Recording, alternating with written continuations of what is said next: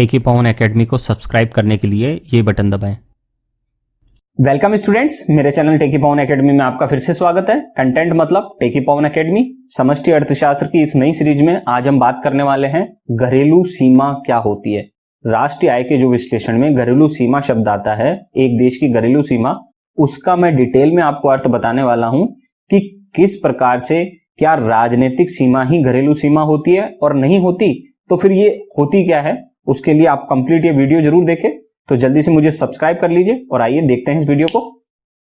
Students, आज का हमारा टॉपिक है घरेलू सीमा, domestic territory of a country. आइए देखते हैं इस न्यू सीरीज संपूर्ण समष्टि अर्थशास्त्र की। सबसे पहले अर्थ देखते हैं घरेलू सीमा का। एक सामान्य आदमी के लिए एक देश की घरेलू सीमा से आशय एक देश की राजनीतिक सीमा से ही होता है। जनरली हम लोग क्या सोचते हैं, सभी लोग क्या सोचते हैं कि घरेलू सीमा का मतलब जो हमारा इंडिया का मैप है उसको ही हम घरेलू सीमा समझते हैं।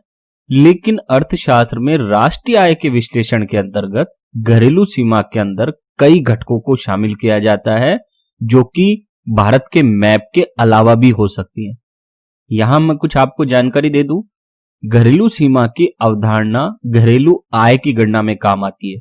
यदि आप जीडीपी एमपी ज्ञात करना चाहते हैं, GDP FC, NDP MP, NDP FC, यानी कि जहां डी आ जाए, डी मतलब डोमेस्टिक, घरेलू, तो घरेलू आय में हमेशा घरेलू सीमा का ध्यान रखा जाता है, जबकि सामान्य निवासी की अवधारणा राष्ट्रीय आय की गणना में काम आती है, अर्थात जीएनपीएमपी, जीएनपीएफसी, एनएनपीएमपी, एनएनपीएफसी। एन का मतलब नेशनल।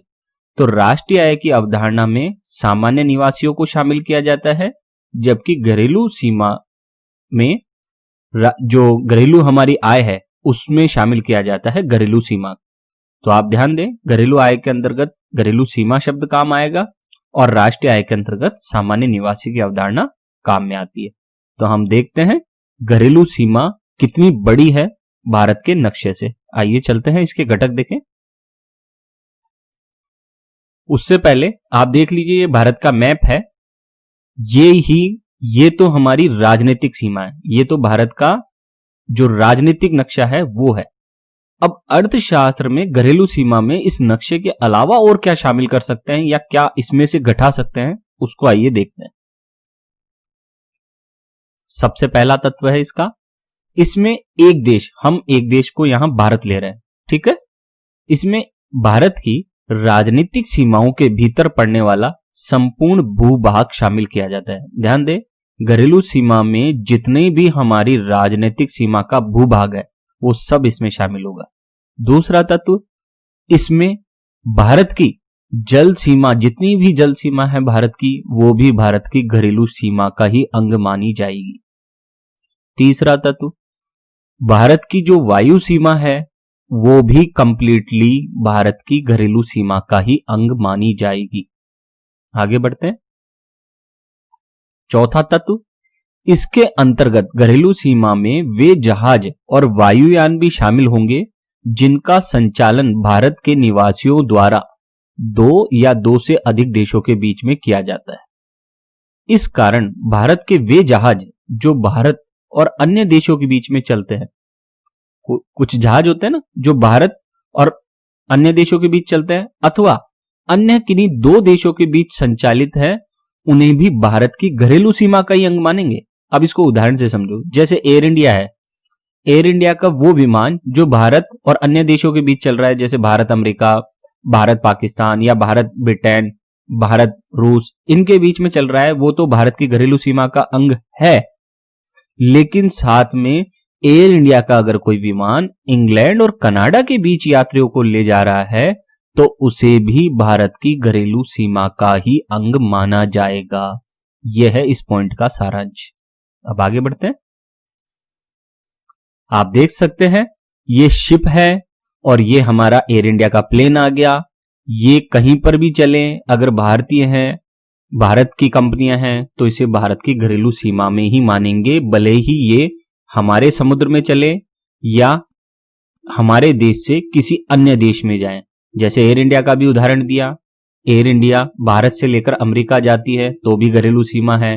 अगर एयर इंडिया उसमें जाती है, अमेरिका से रूस के बीच में चलती है, तो भी हम उसे अपनी ही घरेलू सीमा का अंग मानेंगे। आगे बढ़ते हैं। 5वां पॉइंट, मछली पकड़ने की समस्त नौकाएं, जितने भी नौकायान हैं, जितने भी शिप्स हैं मछली पकड़ने वाले, वो सब भारत की घरेलू सीमा का अंग होंगे। तेल एवं प्राकृतिक गैस निकालने वाले जितने भी यान हैं और समुद्र में जो तैरते हुए प्लेटफॉर्म होते हैं जिनसे तेल निकाला जाता है, जिनका संचालन अंतर्राष्ट्रीय जल क्षेत्र या अंतर्राष्ट्रीय समुद्र में होता है, अथवा इनके दोहन के ऐसे क्षेत्र जिन पर इस कार्य के लिए भारत के पास एकमात्र अधिकार दिया गया हो, वे देश के निवासियों द्वारा संचालित हों, तो ये सभी भारत की घरेलू सीमा का ही अंग माने जाएंगे। फिर वही बात, ऐसे समझ में नहीं आएगा आपको, उदाहरण देता हूं, देखिए। जैसे यदि बांग्लादेश भारत को उसकी समुद्र सीमा में, मान लीजिए बांग्लादेश की समुद्र सीमा है, उस समुद्र सीमा में तेल निकालने का एकमात्र अधिकार भारत को दे दे बांग्लादेश, तो इस दोहन कार्य में लगे प्लेटफॉर्म को भारत की घरेलू सीमा का ही अंग मान लिया जाएगा। समझ में आया कि अगर बांग्लादेश की कोई सामुद्रिक सीमा है, लेकिन बांग्लादेश ने हमें एक्सक्लूसिव राइट्स दे दिए हैं कि आप हमारे यहां दोहन कर लीजिए तेल का, तो वो भारत की घरेलू सीमा का अंग माना जाएगा, वो जो प्लेटफॉर्म हम वहां लगाएंगे। इसके अलावा भारतीय मछुआरों द्वारा मछली पकड़ने की नौकाओं को हिंद महासागर के अंतर्राष्ट्रीय जल मार्ग में चलाना भी भारत की घरेलू सीमा का ही अंग माना जाएगा।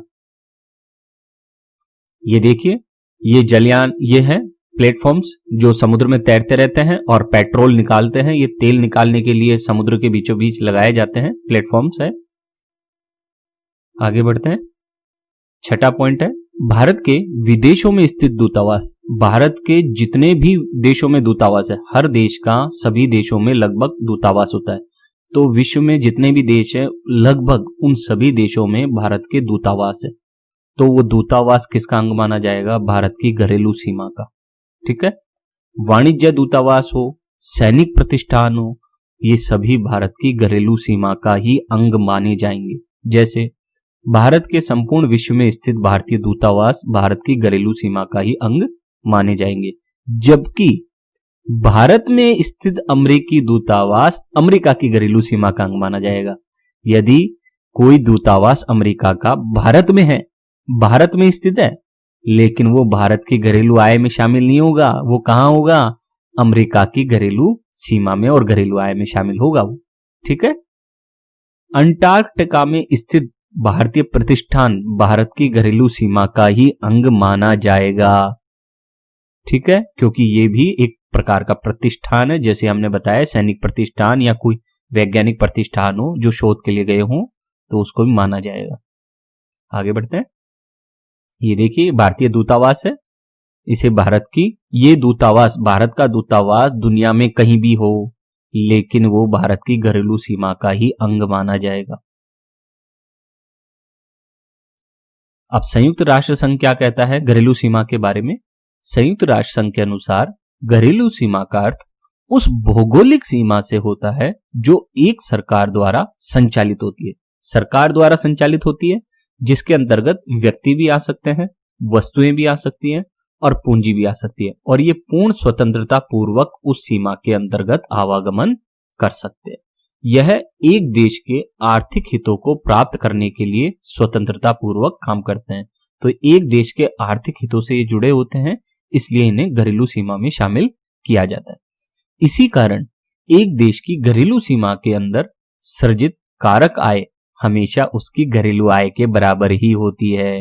घरेलू सीमा में जितनी भी आय का सर्जन होगा, कारक आय का सर्जन, वो उसकी घरेलू आय मानी जाएगी। घरेलू सीमा का संबंध देश की केवल घरेलू आय से होता है, राष्ट्रीय आय से नहीं होता है। ध्यान रखना, घरेलू सीमा का संबंध या घरेलू सीमा की अवधारणा का संबंध देश की घरेलू आय से होता है। उम्मीद है आपको घरेलू सीमा शब्द समझ में आया होगा। घरेलू सीमा की जो अवधारणा है उसके ये घटक थे जो हमने देखे। इन घटकों के आधार पर ही हम घरेलू आय और राष्ट्रीय आय की कैलकुलेशन करते हैं। जब आपके पास प्रश्न आता है कि क्या दूतावास में कोई व्यक्ति भारतीय काम कर रहा है, अमेरिका में भारतीय दूतावास है और कोई व्यक्ति काम कर रहा है, तो क्या उसे भारत की घरेलू आय में जोड़ा जाएगा तो हाँ, उसे जोड़ा जाएगा, क्योंकि हमने अभी अभी देखा दूतावास जिस देश का होगा वो उसकी घरेलू आय का अंग माना जाएगा। तो इस प्रकार से घरेलू सीमा शब्द का प्रयोग किया जाता है। आपको सामान्य निवासी की अवधारणा भी मेरे चैनल पर मिल जाएगी, आप उसे भी विजिट कर सकते हैं। कंटेंट अच्छा लगा हो तो सब्सक्राइब करना ना भूले। आपको अर्थशास्त्र के बेहतरीन कंटेंट्स यहां देखने को मिलेंगे। बहुत बहुत धन्यवाद।